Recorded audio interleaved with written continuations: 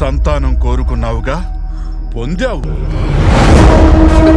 ఎప్పుడైతే వారి అకృత్యాలు శృతి మించిపోతాయో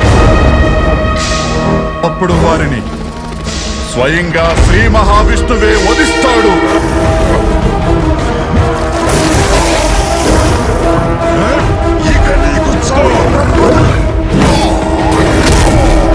నేను ఆ విష్ణువును వధించి అతని రక్తం తాగి నీ దగ్గరకు వస్తాను. ఈ రోజు నుండి నేను మీ అందరికీ ఏకైక భగవంతుణ్ణి.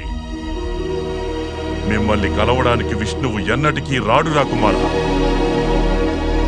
నిజానికి ఆయన దర్శించే యోగ్యత నాకు ఎప్పటికీ లేదు. కానీ భక్తికి జాతితో సంబంధం లేదు, మనసుకు సంబంధించింది.